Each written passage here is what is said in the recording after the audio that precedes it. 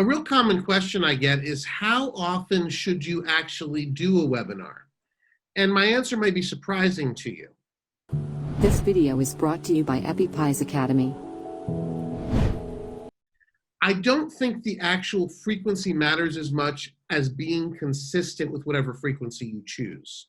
So if you say you're going to do a webinar each week, delivering it every week is the important thing. If you're going to do it each month, then delivering it each month consistently is the important thing. You're going to create an expectation within your audience of how often this webinar experience is going to occur. So you want to make sure you're doing it on the frequency that you promise.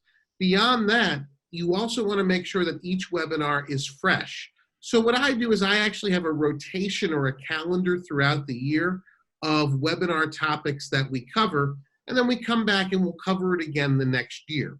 So I do about one webinar every 2 weeks, and we deliver on that, and we have the topics planned pretty early on in the year. And each webinar essentially has a lifespan of those 2 weeks. We're promoting it the week before, and then the week after we're doing post-promotion after delivery. But that cadence is really, really important. We know that every 2 weeks we're going to deliver a live webinar.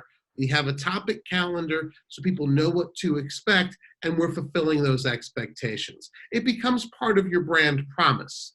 So initially, I would suggest trying to do a webinar about once a month.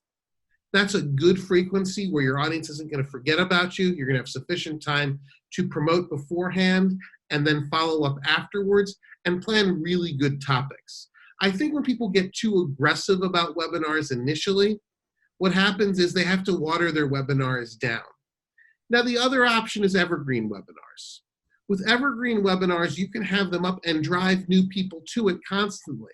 Because the webinar is always there, you can drive traffic towards that webinar whenever you want to. But make sure, again, that people know that the webinar is pre-recorded and that the information is available to them on their own schedule.